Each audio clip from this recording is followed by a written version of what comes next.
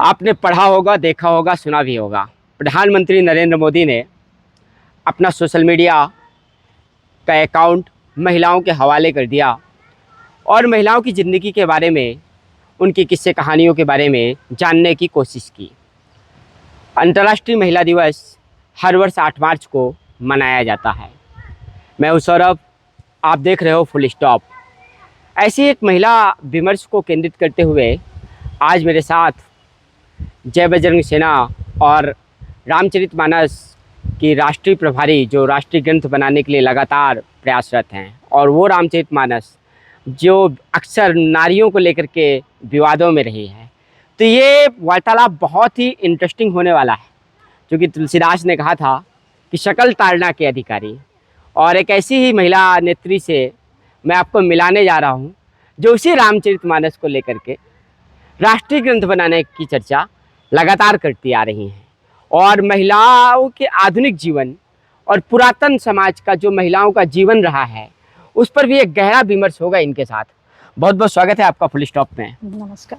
तो बड़ा सवाल सबसे पहले तो कहते यही बन गया है जी। कि रामचरितमानस को लेकर के लगातार आप विमर्श करती रही कि राष्ट्रीय ग्रंथ बनाना चाहिए, जी। पर आपका यही रामचरितमानस नारियों की जीवन को लेकर के जब विवादों के घेरे में आता है, उस वक्त आपकी सोच क्या कहती है? आपने देखा होगा स्वामी प्रसाद मौर्य ने भी बड़ा जलाने का, प्रति जलाने का काम किया, और इसके पहले भी तमाम महिलाएं भी इस ग्रंथ की आलोचना शकल ताड़ना के अधिकारी जो उनकी चौपाई थी उसको लेकर के करती रही हैं। क्या कहेंगे आप?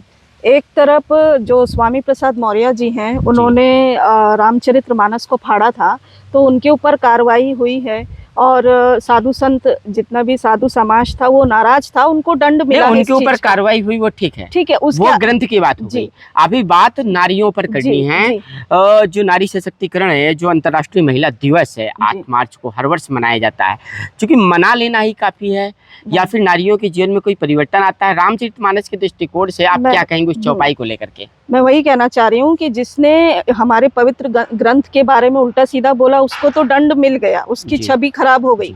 और जो ये जो चौपाई है, ढोल गवार शूद्र पशु नारी सकल ताड़ना के अधिकारी, याद है आपको? तो एक तरफ ये चौपाई है, और दूसरी तरफ आप लोगों ने रामचरितमानस में ये भी देखा होगा कि माँ सीता जी को जब रावण उठा कर लेके गया और उनको अशोक वाटिका में रखा, तो माँ सीता जी ने उनके साथ जाना सही नहीं समझा, और प्रभु श्री राम जी का कितने दिन इंतजार किया, बिल्कुल, कि राम आएंगे और मुझे लेके जाएंगे। तो एक नारी का तप, एक नारी का विश्वास अपने स्वामी के प्रति, ये भी तो है उसके अंदर। अच्छा, पर इसकी चर्चा तो कोई नहीं करता। क्यों नहीं करते हैं? सब करते हैं। तो ये ताड़ना वाला क्या मसला है? क्या ताड़ना आवश्यक है? नारी को ताड़ना क्या है? उसमें चौपाई में ताड़ने का मतलब है देखना। नारी जो है 14 रत्नों में से एक है, तो 14 रत्नों में से एक है। ताड़ना मतलब देखना, संभाल के रखना, सुरक्षित रखना। हमारे देश की आन बान शान इज्जत है जो वो देश की नारियां होती है। देखिए, यही तो सवाल है।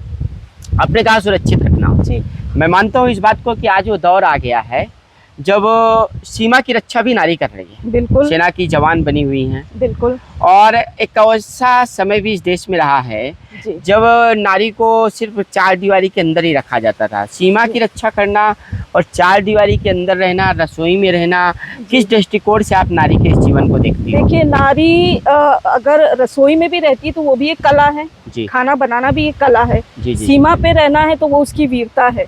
तो नारी आज के क्षेत्र में हर फील्ड में है। और जहाँ नारी का सम्मान है, जहाँ नारी का अपमान किया जाता है, वो देश कभी आगे नहीं बढ़ा है। जहाँ सम्मान है, वहाँ वो देश आगे बढ़ा है। अच्छा। और जिस देश में अपमान है, जिस पंथ में नारी का अपमान है, नारी को घूंघट में रखा जाता है, नारी को पर्दे के पीछे रखा जाता है और उससे अपमानित किया जाता है, तो वो लोग भी भ्रष्ट हैं और वो पंथ भी भ्रष्ट है। तो आप क्या समझेंगी इस बात को? कहा भी गया है इसी देश में, यत्र नारी पूज्यन्ते तत्र रमन्ते देवता। जी बिल्कुल। तो नारी की पूजा करने की बात तो ये देश लगातार निरंतर करता आ रहा है। जी। और अगर माता सती की बात करें, या माँ दुर्गा की बात करें, माँ चंडिका की बात करें, माँ काली की भी बात कर ले, रौद्र रूप, माँ काम, वात्सल्य, ये सब कुछ नारी के अंदर देखने के लिए मिला। फिर भारत के अंदर ही नारियों की बुरी दशा के लिए चर्चा क्यों होती रही है? देखिए, भारत में नहीं, ये पूरे विश्व में होती है, हर सब जगह होती है, लेकिन अभी आज की तारीख में अगर देखा जाए तो भारत में नारी हर फील्ड में आगे है। बिल्कुल। और चाहे वो सेना हो, चाहे वो अच्छा, आगे हैं, मैं आपकी बात को मानता हूँ, लेकिन आगे होते होते अभी हाल ही में एक बड़ा चर्चा का विषय बना, एक स्टूडियो में दो नारियां आपस में लड़ गई जी, और उन्होंने एक दूसरे के ऊपर लाइव आरोप लगाए। अच्छा। तुम कहाँ जाती हो, मैं जानती हूँ, तुम क्या करती हो, मैं जानती हूँ।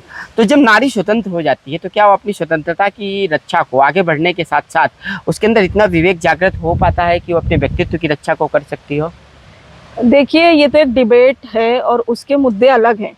अगर वहाँ पे मुझे पूरा पता नहीं है कि किसने किसके ऊपर आरोप लगाया, लेकिन हाँ, अपनी मर्यादा नहीं भूलनी चाहिए और मर्यादित होकर डिबेट देना चाहिए और पर्सनल लाइफ को उजागर नहीं करना चाहिए। और स्वतंत्रता होना बुरी बात नहीं है। अगर नारी स्वतंत्र है, वो देश, इसका मतलब आज़ादी की तरफ बढ़ रहा है। और वहाँ का जो ग्राफ है महिला को लेकर, जो पहले हमारे देश में बात कही जाती थी, अब ऐसा नहीं है, अब उसका अपोजिट है। तो जहाँ आप आगे बढ़ेंगे वहाँ ये सब बातें पहले देखिए रानी लक्ष्मीबाई भी थी जी, पहले में भी ऐसी नारियां थी, हाँ बिल्कुल थी, जिन्होंने अंग्रेजों के खिलाफ लोहा लिया, हाँ इसी बुंदेलखंड से। जी बिल्कुल।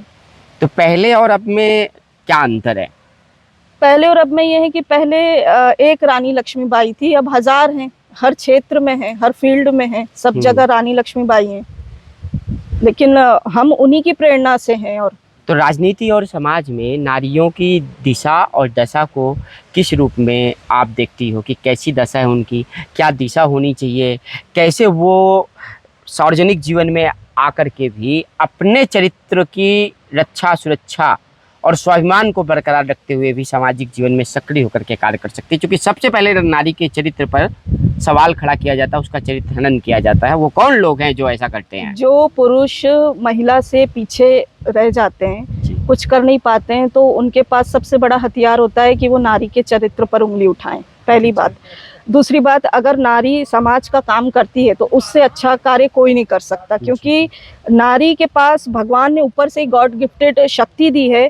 वो अपने घर को चला सकती है, अपने बच्चों को पाल सकती है, अपने पति को देख सकती है, तो वो एक समाज को भी देख सकती है। बिल्कुल। तो देखिए, आप चित्रकूट की इस धरा पर हैं, सॉरी चमक रहिएगा, तो चित्रकूट की इस धरा पर हैं, नारी हैं आप जी, माँ सीता जी, यही वनवासी बनकर के भी रही हैं, बिल्कुल। और उनकी चर्चा ना हो उनके जीवन पर, जी, अपने पति के साथ चलकर के आई। अगर सामान्य लहजे पर देखें, उसको रामायण का बहुत बड़ा अतिशयोक्ति में ना ले जाएं कि वो भगवान थे, देवता थे, लेकिन जिस प्रकार से राम जी ने मानव जीवन को का चित्रांकन किया रामायण में, कि वो चल कर के आए, जनक दुलारी खुद चल कर के आ गई। आज के दौर में होता तो मोह बिटिया न चाहिए, कहते कि नहीं कहते?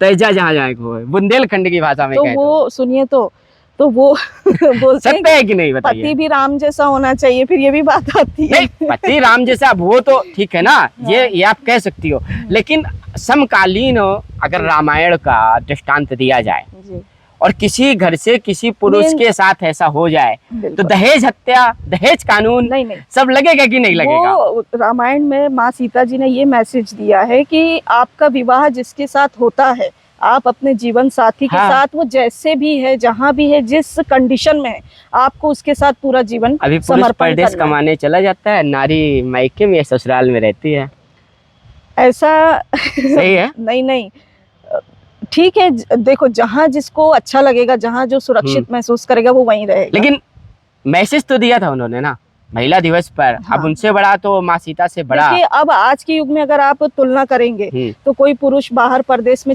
कमाने के लिए जाता है तो उसके पास इतनी फैसिलिटी नहीं होगी, इतनी इनकम नहीं होगी कि वो अपनी पत्नी को अपने साथ रखे। अगर, और कौन महिला अपने पति के साथ नहीं जाना चाहेगी? बिल्कुल। हाँ? तो देखिए, अभी चूंकि हम अंत की ओर बढ़ेंगे और जब बात करेंगे तो मीरा की भी बात होती है, बात करेंगे तो प्रेम पर राधा की भी बात होती है। कृष्ण की राधा आज भी भगवान कृष्ण के बगल से नजर आती हैं और प्रेम का प्रतीक हैं, और नारी प्रेम का, सौंदर्य का प्रतीक है।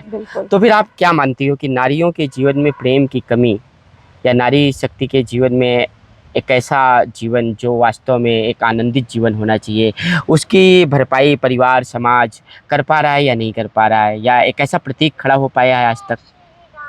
देखिए, ये तो सबकी अपनी अपनी सोच है, अपनी अपनी इच्छाएं हैं, अपने अपने विचार हैं। लेकिन हाँ, आज की तारीख में मैं जैसे कि मैंने आपसे पहले भी कहा कि हर फील्ड में महिला आगे बढ़ रही है, और मेरे ख्याल से गांव में भी आजकल लड़कियां पढ़ रही हैं, आगे बढ़ रही हैं। तो उनकी जो सबसे पहली इच्छा है वो पढ़ के कुछ करने की है, उसको ना रोका जाए। हाँ। हर माँ बाप से मैं अपील करूंगी, चाहे गांव हो चाहे शहर हो, अपने बेटियों को पढ़ाएं और किसी से कम ना समझे। क्या पता आगे चल के वो डॉक्टर, कलेक्टर, इंजीनियर बन जाए और समाज की सेवा। कुल मिलाकर के शिक्षा की व्यवस्था भारत में भी कम है, ये कहना चाहती हूँ आप? गांव-गांव में बहुत अच्छी शिक्षा व्यवस्था होनी चाहिए। बिल्कुल होनी चाहिए, खासकर में जो रूरल एरियाज हैं जहाँ पर अपॉर्चुनिटीज नहीं है, वहाँ के लिए मैं कहना चाहूंगी कि कुछ मेरे सामने ऐसे केस आए हैं कि मीन्स लड़कियां पढ़ती नहीं है, 8th तक पढ़ती हैं और बोलते हैं स्कूल दूर है, कॉलेज दूर है, गांव का माहौल अच्छा नहीं है। तो सरकार को इन पर काम करना चाहिए कि उनको स्कूल तक जाने की कोई फैसिलिटीज दे। समाज को भी करना चाहिए,